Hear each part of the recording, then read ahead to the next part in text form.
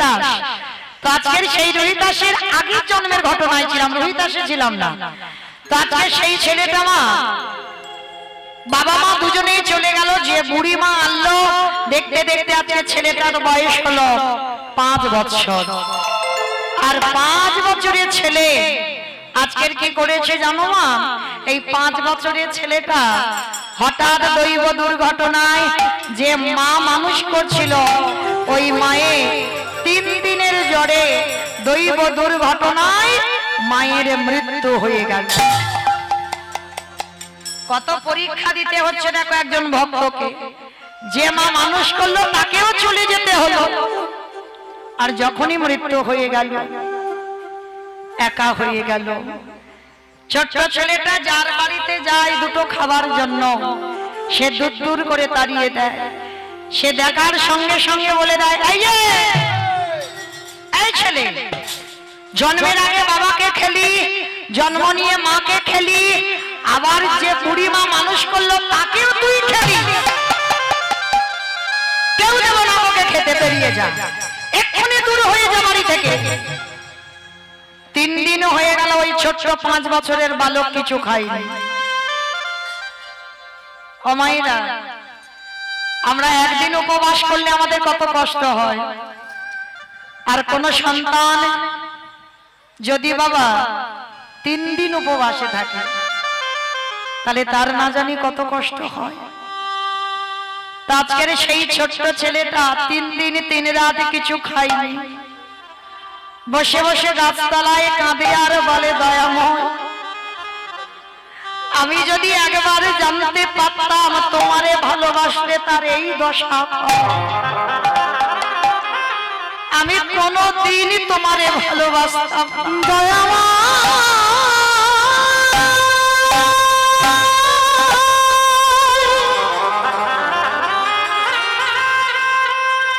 যে জন্য তোমায় ভালো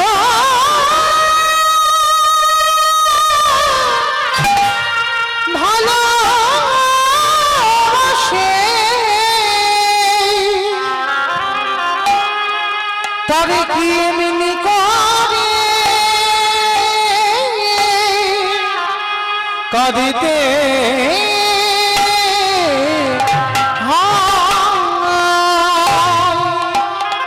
নয়ন জলে মুখ ভাসিয়ে কাঁদছে।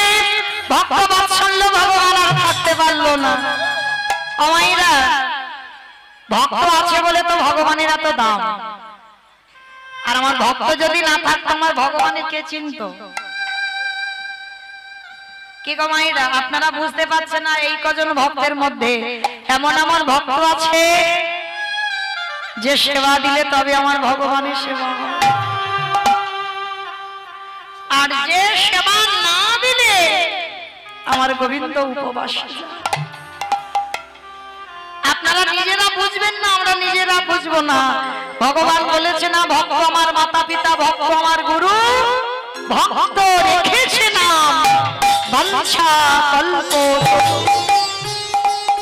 ভক্ত যেদিন সেবা দেয় সেদিন সেবা পায়, ভক্ত যেদিন না দেয় সেবা উপবাসে। তো আজকে লক্ষ্য করেন, ছেলেটা 3 দিন কিছু খেতে দেয়নি, আমি নিজে খাই।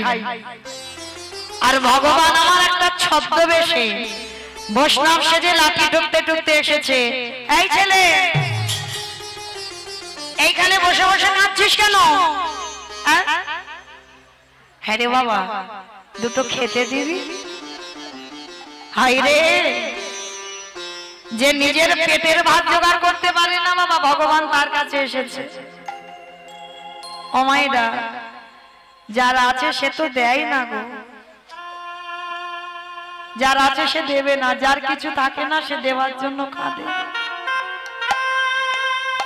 এটা বাস্তব। একটা বড় লোকের বাড়ি যাবে 10 টাকা চাঁদা দেবে, আর একটা গরিবের বাড়ি যাবে সে চাইবে কতটা দেওয়া যায়। আজকের ভগবান এসে ভক্তের ঘরে আঁচল পেতেছে, আর এমন ঘরে আঁচল পেতেছে যে দিনহীন পথের ভিখারি কাঙাল, যার কিচ্ছু পড়ে নেই। ভগবান বলে বলেন, এই ছেলে শোন, তুইও যখন 3 দিন খাসনি, তুই আমারে দিতে পারবি না, তো শোন ওই দূরে আছে একটা রামানন্দ স্বামীর আশ্রম, যা আজকে থেকে ওই রামানন্দ স্বামীর আশ্রমে তুই থাকবি। ছোট্ট ছেলেটা ভগবান বলে চিনতে পারলো না, ভাবলো সাধারণ কোনো বৈষ্ণব, আর ভেবে বাবা ছুটতে ছুটতে সেই রামানন্দ স্বামীর চরণে যাচ্ছে। আর যাবার সময় মুখে তো একটাই নাম গো, কি নাম জানো? জয় গুরু, জয় গুরু। আমাইরা যারা যারা আমরা গুরু চরণ আশ্রয় করেছি, কই একবার হাত দুটো তোলো তো দেখি। বাহ, তার মানে সবাই গুরু চরণ আশ্রয় করা, সবাই গুরুদেবকে স্মরণ করে একবার বলবে, কারণ ওইটা না ভজন করলে বাবা কৃপা হবে না গোবিন্দে। সবাই বলবে কেমন? জয় গুরু, জয় গুরু, জয় গুরু, তুমি গুরু মাতা পিতা তুমি সর্বমা। জয় গুরু, জয় গুরু, জয় গুরু, জয় তুমি গুরু মাতা পিতা তুমি সর্বমা। জয় রাম শ্রী কৃষ্ণ আজ নিষ্ঠা করুন, নামের সহিত আছে আপনি শ্রী হরি। সততে নারায়ণ নাপারে শ্রীকৃষ্ণ বলতে ভগবান। জয় গুরু, জয় গুরু, জয় গুরু, জয় তুমি গুরু মাতা পিতা তুমি সর্বমা। জয় গুরু, জয় গুরু, জয় গুরু, জয় তুমি গুরু মাতা পিতা তুমি সর্বমা। একেবারে গুরুদেবের চরণে আছাড় দিয়ে বলে, চিৎকার করে বলে উঠলেন গুরুদেব। কে কে আমায় এমন ভাবে পা দুটো জড়িয়ে ধরলো? আরে ছাড় ছাড় ছাড়, কে তুই? নাম কি, থাকিস কোথায়, বাবা মাকে? অনেক প্রশ্ন। ছোট্ট 5 বছরের ছেলেটার একটা উত্তর, আমি অনাথ। অনাথ বলেই আমার পা দুটো জড়িয়ে ধরলি। তাহলে আমার আশ্রমে যে থাকবি, আমার আশ্রমে থাকতে গেলে তোকে কটা নিয়ম মানতে হবে, পারবি? বলো গুরুদেব কি করতে হবে? শোন, তোকে মুষ্টি ভিক্ষা করতে হবে। অমাইরা, মুষ্টি ভিক্ষা মানে নিয়ম আছে। এই আমাদের মতো ভিখারিরা যতক্ষণ শরীর চলবে ততগুলো বাড়িতে যাব, কিন্তু রামানন্দ স্বামীর এটা নিয়ম নয়। মাত্র 3টে বাড়ি বাবা, 3টে বাড়ির ভিতরে যাওয়া যাবে না। রাস্তা দিয়ে তুমি যাবে, তোমার কাঙাল বেশ দেখে কেউ যদি 1 মুষ্টি ভিক্ষা দেয়, 3 জন মা 3 মুষ্টি ভিক্ষা দিলে সেইটা এনে আমার প্রভুর জন্য রন্ধন করে দিতে হবে। যদি কোনদিন অযাচিত ভাবে কারোর বাড়িতে চাস, আমি যদি জানতে পারি, সেদিন আমি তোকে আশ্রম থেকে বের করে দেব। ঠিক আছে গুরুদেব, আমি কথা দিলাম, আমি তোমার আশ্রমের জন্য আমি প্রতিনিয়ত মুষ্টি ভিক্ষা করব, অযাচিত ভাবে কারোর কাছে কিছু চাইব না। দিন গেল, মাস গেল, বছর গেল,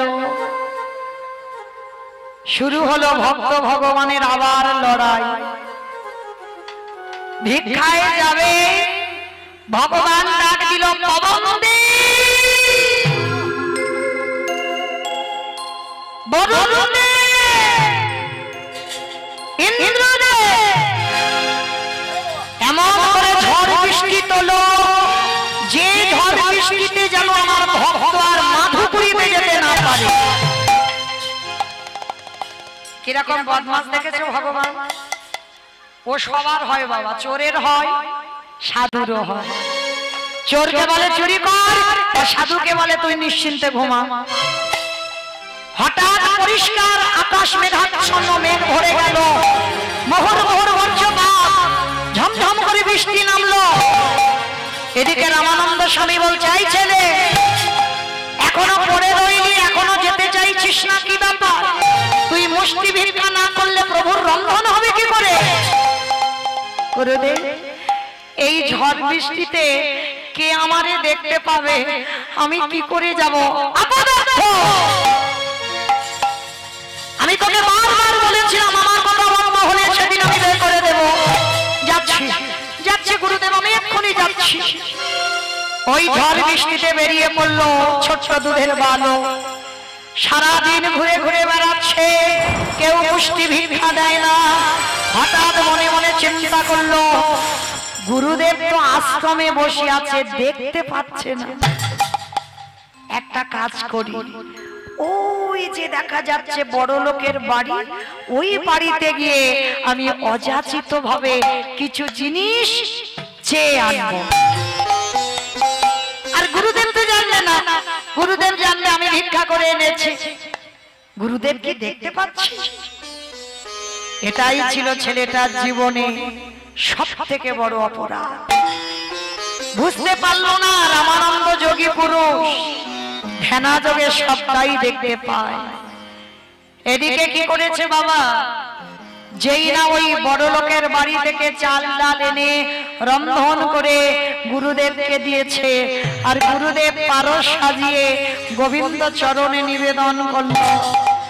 আর রামানন্দ তো যোগী পুরুষ, ধ্যানা যোগে দেখতে পায় প্রভু আসনে বসে প্রসাদ পাচ্ছে, কিন্তু আজকে নিবেদন করলো ভগবান আসনে বসে প্রসাদ পাচ্ছে। তবে কি আমার সেবার কোনো ত্রুটি হয়ে গেল? আবার ফেলে দিয়েছে, ফেলে দিয়ে নতুন করে পারস সাজিয়েছে। পারস সাজিয়ে বাবা যেই না নিবেদন করেছে, ভগবান দৈববাণী করল, রামানন্দ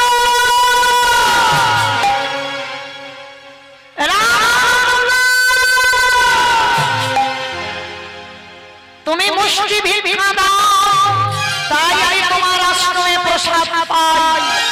আজকে তোমার শিষ্য ঘোর অন্যায় করেছে, ও লোকের বাড়িতে গিয়ে অযাচিত ভাবে চেয়েছে, তাই আমি আজকের পর থেকে তোমার এই আশ্রমে আর প্রসাদ পাবো না। চমকে উঠল রামানন্দ।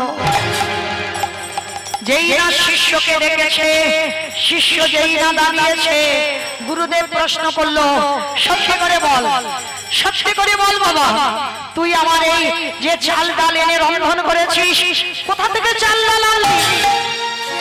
বাবা যারা দুধের বালক ছোট হয় তারা মিথ্যা কথাটা আগে বলে না, সত্যিটা বলে দিল, গুরুদেব গুরুদেব এক জমিদার বাড়ি থেকে আমি ঝড় বৃষ্টিতে গেলাম, কেউ আমায় দেখতে পেল না, জমিদার বাড়িতে গিয়ে আমি অযাচিত ভাবে চাল ডাল চেয়ে এনেছি।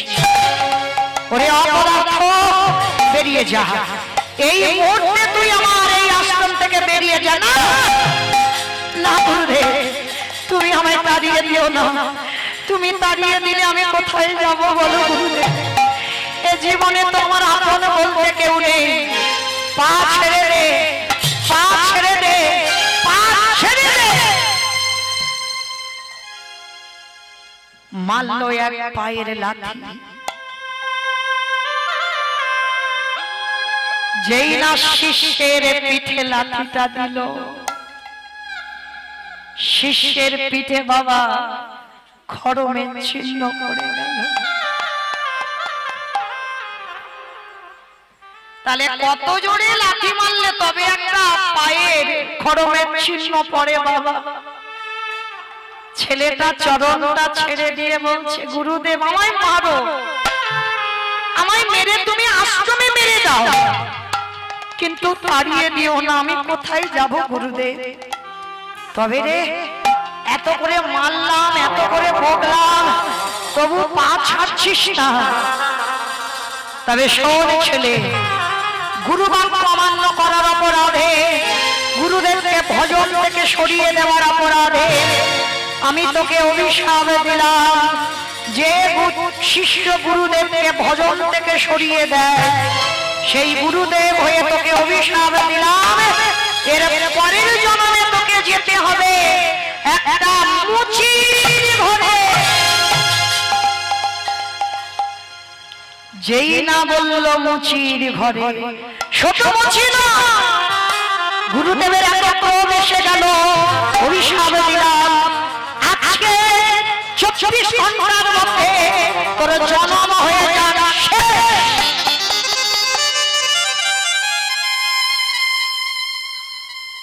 সঙ্গে সঙ্গে শিষ্য চরণটা ছেড়ে দিয়েছে।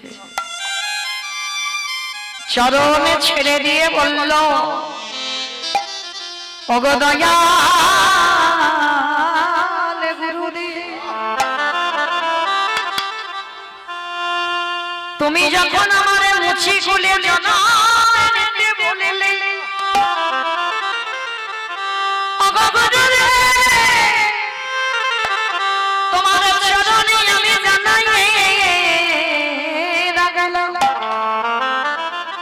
আমি রাম জানি না, আমি কৃষ্ণ জানি না, আমি নারায়ণ জানি না, ওগো দয়াল গুরুদেব আমি উচ্চ কোলে যাই আর নিজ কোলে যাই, আমি যে কোলে জন্ম পাই না, আমি যে কোলে জন্ম যাই না কেন, তোমার চরণে আমাদের নেবে না গুরুদেব, আমি রাম কৃষ্ণ নারায়ণ কিছু জানব না, ওগো গুরুদেব আমি যেন রামানন্দ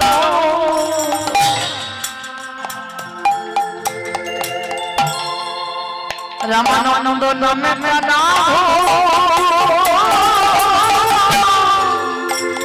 ভুলে আমি আর তো কিছু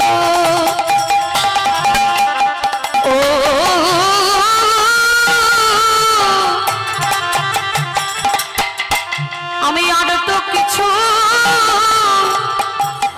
নানা চাহি না গুরুদেব, আমি যেন রামানন্দ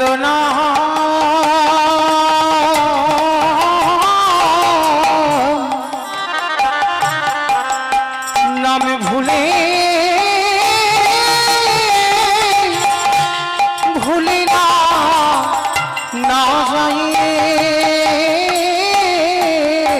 ওগো দয়াল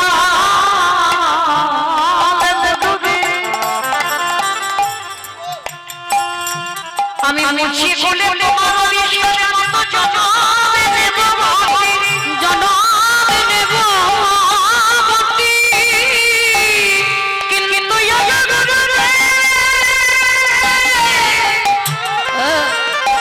তোমার চরণে আমি জানাই রাখলাম, আমি ওই যে মুছি খুলে যাব,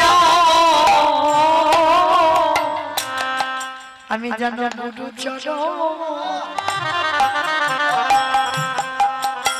আমি ভুলে যাব, আমার যে কুলে জনম ও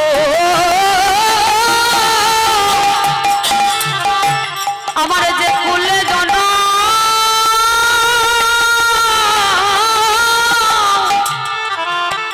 জনম হোক না কেন, ওগো গুরুদেব আমি যেন গুরু চরণে ভুলে না যাই।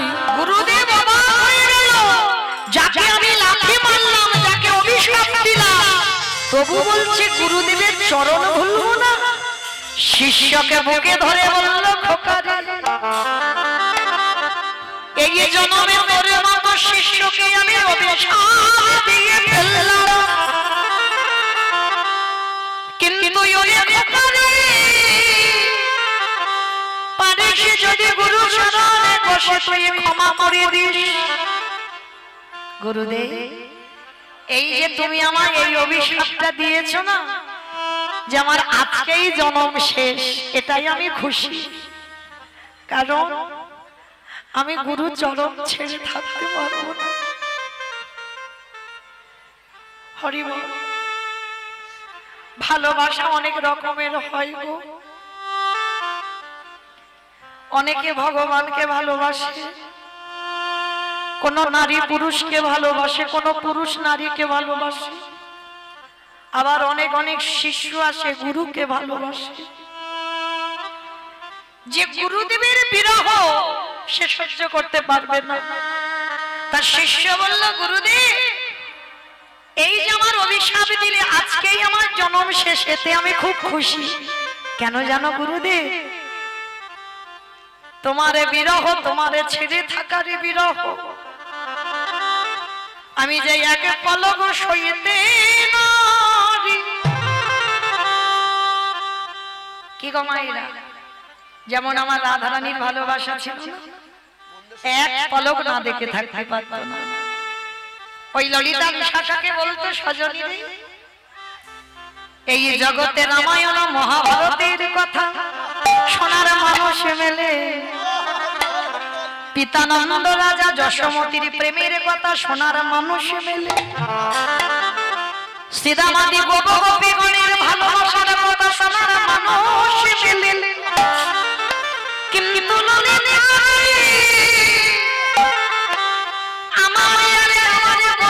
ভালোবাসার কথা শোনো এই জগৎ সংসার মাঝে কথা শোনার মানুষ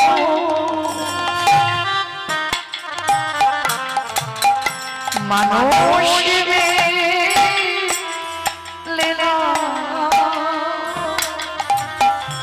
এ জগতে কৃষ্ণ কথা বলার মতো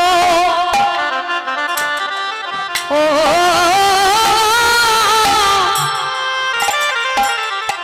কৃষ্ণ কথা বলার মতো মানুষ মেলে বটে, কিন্তু কৃষ্ণ কথা শুনবার মতো তেমন মানুষ মেলে না। তাহলে মায়েরা, আজকের গুরু শিষ্যের এইরকম প্রেম থাকে, তাই আর ছেলেটা যেই না গুরুদেবকে বলে ছুটতে ছুটতে ঠিক দুপুরবেলা বারাণসী নদীর জলে স্নানে নামলো। আর যখনই নদীর জলে স্নানে নামলো, ছেলেটা পা পিছলে, বাবা মৃত্যুজনী কপালে লেখা থাকে, তুমি ঘরের দরজা বন্ধ করে থাকলেও মৃত্যু হবে, ও কেউ রোধ করতে পারবে না। ছেলেটা স্নানে নামলো, পা পিছলে গিয়ে বারাণসী নদীর জলে প্রাণ ত্যাগ হয়ে গেল। আর ওই ছেলে মৃত্যুর পর বারাণসী পাশেই যে জায়গাটা, সেইখানে ওই ছেলেটার জন্ম হলো। কমাইরা ছেলে আসছে কোথায়? জন্ম হলো কাশীধামে। কাশীধামে কাশীধামে জন্ম নিল ভক্ত রোহিদা। কাশীধামে জন্ম নিল ভক্ত রোহিদা।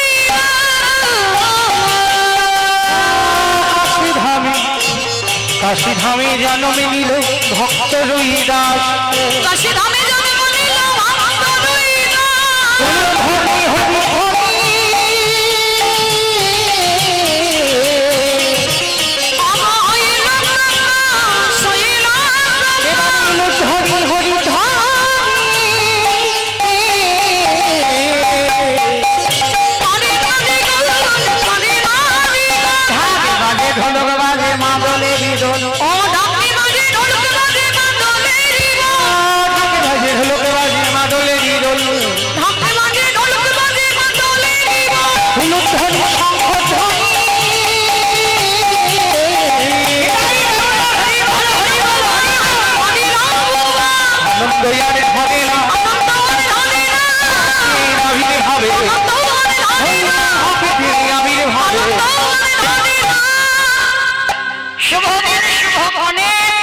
ছেলেটার আজকে জন্ম হয়ে গেল বাবা, নাম হলো বাল্মীকি রোহিদাস। ছেলেটা যেই না জন্ম হয়ে গেল, জন্মাবার পর থেকে বাবা ছেলেটা হলো জাতিস্বর। ও মাইরা, কারা কারা জাতিস্বর আছে একবার উলুধ্বনি দাও তো দেখি একবার সবাই।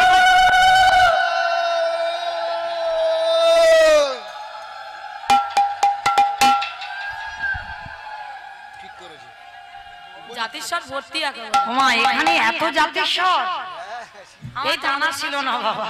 দাদা ওমা, তোমরা তাহলে যারা যারা উলু দিলে সব জাতিস্বর বলে, সেইটা তো জানি না জাতিস্বর মানে কি। জাতিস্বর মানে সব আগের জন্মের কথা সব মনে আছে। মানে কে তোমার স্বামী ছিল, কটা ছেলে পুলে ছিল, তোমার বাড়ি কোথায় ছিল, সব মনে থাকবে, তাদেরকে বলে জাতিস্বর। কি মাইরা মনে টনে আছে সব? এইবার নেই। কেন নেই? আমি তো বললাম যারা জাতিস্বর তারা উলু দাও, তাহলে দিলে কেন? মানে ভক্ত হয়ে গেছে বাবা, ডুবে গেছে, বুঝেনি যে আমি কি বললাম।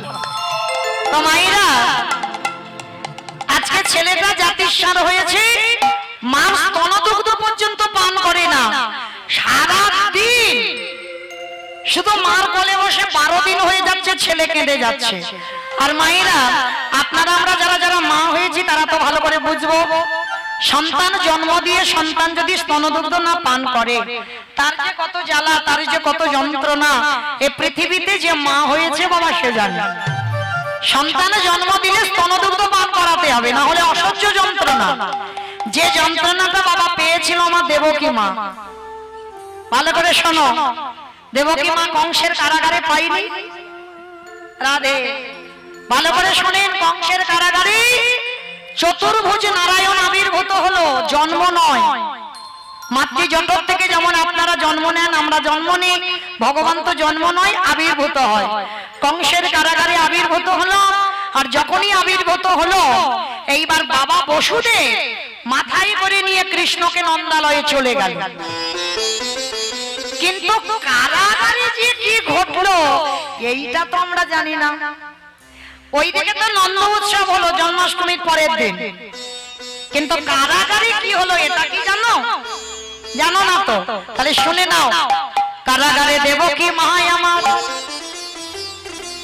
অসহ্য স্তনের যন্ত্রণায় ছটফট করে, মানে অসহ্য জ্বালা যন্ত্রণা, আর ওই যন্ত্রণা সহ্য করতে না পেরে কি করেছিল জানো?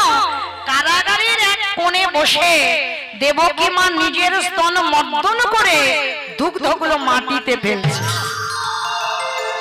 যখনই মাটিতে ফেলছে ছোট ছোট পিঁপড়ে এসে দুধগুলো খাচ্ছে, আর যখনই দুধগুলো খাচ্ছে না দেবকী মা রেগে গিয়ে অভিমান বশত অভিশাপ দিয়েছিল, পিঁপড়ে তোরা আজকে আমার গোপালের আমার সন্তানের সেবার বস্তু তোরা পিঁপড়ে পান করলি, অভিশাপ দিলাম যতক্ষণ মন্দিরে ভোগ বসবে ততক্ষণ তোরা সেবার অধিকার পাবি না। আর যেদিন ওই ভোগের মালসাটা মন্দির থেকে স্থানান্তরিত হবে তখন ভোগের মাল সাথে পিঁপড়ে লাগবে। মিলিয়ে নেবেন মা, ঠাকুর ঘরে ওইখানে বসিয়ে রাখবে, মালসা নিবেদন করে, পিঁপড়ে লাগবে না। কিন্তু ওইখান থেকে মালসা আপনার কাছে রেখে দেন, পিঁপড়ে ভর্তি হবে। কেন? এটা দেবকী মার অভিশাপ। কিন্তু ভগবান বলল, মা আমি তোমার পাপের জন্য তোমার দুধ খাইনি। মায়েরা আপনারা জানেন তো দেবকীর পাপের জন্য দুধ খাইনি। সেই যে রাম অবতারে, রামের মাতা ছিল কৌশলা জননী। রাম যদি 14 বছরের জন্য বনবাসে যাবে, ভরত জননী কইকেয়ী মা দুধের বাটিতে দুধ এনেছিল রামকে খাওয়াবে বলে, কৌশল্যা এসে দুধের বাটিটা ফেলে দিল। আর যখনই ফেলে দিল তখনই বাবা কইকেয়ী ফেলে দিতেই কৌশল্যা কেঁদে বলেছিল, রাম কথা দে বাবা, এর পরের জন্মে খবরদার আমার গর্ভে আসবি না, তবে আসবি তুই, তবে তোর বিমাতা কইকেয়ীর গর্ভে, তবে আসবি রাম, কথা দে কোনদিন মাতৃদুগ্ধ তুই পান করবি না।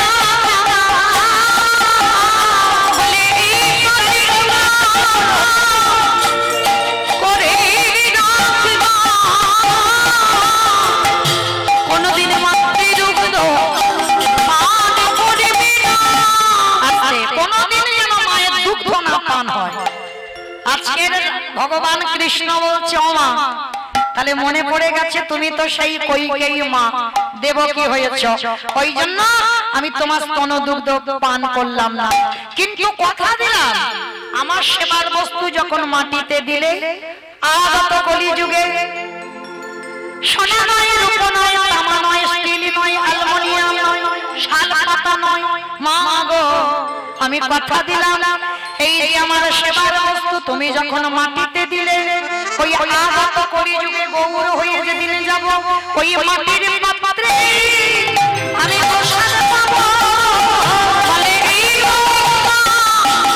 করি রাখলাম সেদিন মাটির পাত্রে প্রসাদ পাবো শুধু মাটির পাত্রে নয় ওই মাটির পাত্রে করে যদি কোনো ভক্ত ওই চিরে প্রসাদ ভিজায় রাধে এ তো সেই সুদামার চোখের জলে ভিজা ছিল কত বলবো আধা ঘন্টা বাকি রাস হবে না আমার মেয়ে মৌমিতা মৌসুমী রাস গাইতে আসবে ভালো রাস গায় শ্রবণ করবে ছোট্ট মেয়ে তো ভালো গায় তো যাই হোক তো আধা ঘন্টা সময় আছে তো অধিকার অতটা যেতে পারবো না বাবা কারণ আমার কমিটি ভাইরা বলেছিল শুধু আমার চরিত্রে একটু বর্ণনা করতে কিন্তু বাবা বলেন সম্ভব কি তাহলে তো এদিকে পুরাতে পারবো না হ্যাঁ মানে আগোছালো হয়ে যাবে এটা সমাপ্ত হবে না ওটা সমাপ্ত হবে না তাই আবার যদি কোনোদিন সাক্ষাৎ হয় তো শুধু আমার চরিত্র আস্বাদন করা হবে শুধু এইটুকু বললাম সেই যেদিন সুদামা দ্বারকায় গিয়েছিল কৃষ্ণকে ওই খুদের নাড়ু আর চিড়ের পুটলিতে করে বেঁধে আর যখন পুটলিটা খুটলো দেখলো যে নাড়ুর জন্য দুই বন্ধুর ঝগড়া আজ বসুন্ধরা মা মাধুকুরি করে সেই নাড়ু করে দিয়েছে খুদের নাড়ু আর চিড়ে দিয়েছে ও বাবা সুদামা আমার চিবাতে দাঁতে ব্যথা লাগবে বলে তুই আবার চিড়ে ভিজিয়ে এনেছিস ওরে কানাই রে আমি বাড়ি থেকে চিড়া ভিজাইয়ে আনি না ওরে কানাই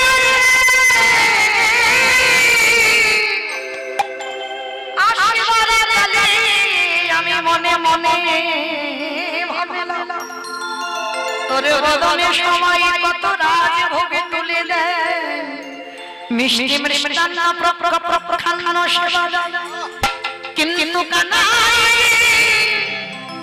এই ভিখারির ভিক্ষে করা ছিড়ে তোর বদনে কেমন করে তুলে দেব আরে এই কথা ভাবতে ভাবতে যখন রাস্তা দিয়ে আসছিলাম পুটলিটা ছিল আমার বুকের পড়ে আরে যখন আমার মনে এলো তুই রাজার ছেলে তখন কি হলো জানিস আমার চোখের জলে ছিড়ে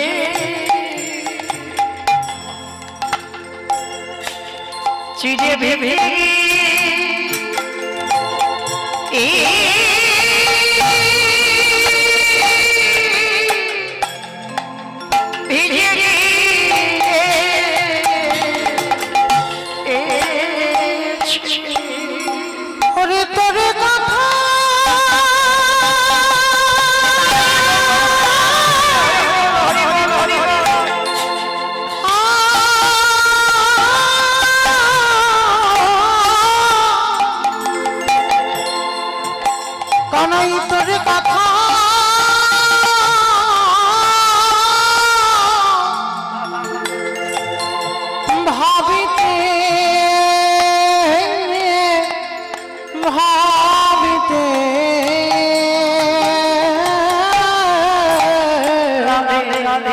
আমার চোখের জলে চিরে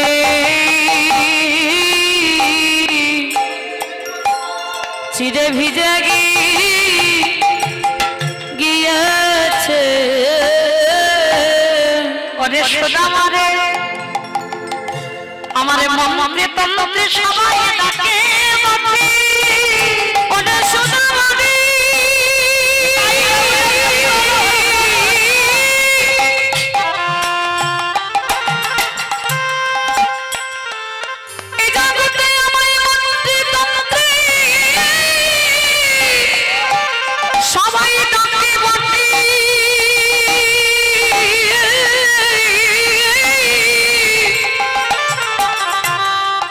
কিন্তু তোর মতো এমন করে প্রেমে দিয়ে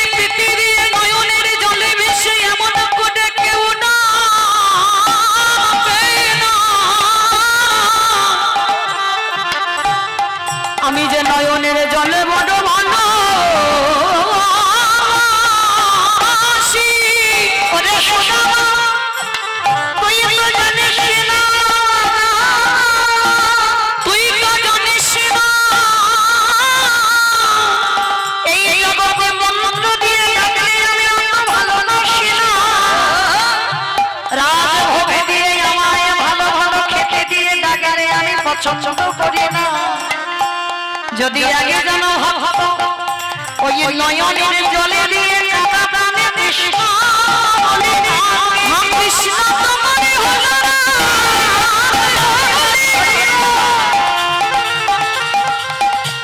যদি কোনো ভক্ত নয়নের জলে দিয়ে একবারে ডাকতে পারি, আমি যে একই জন্ম নয় দুই জন্ম নয়, আমি যে জন্মে জন্মে তার চরণের দাস হয়ে যাই। কেন জানিস সুদামা, আমি যে ভক্ত বাৎসল্য ভগবান, আমি যে ভক্তাধীন ওই নয়নের জলে বড় ভালোবাসি।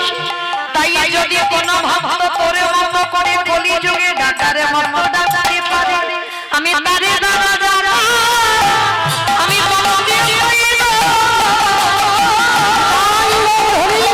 প্রেমেরই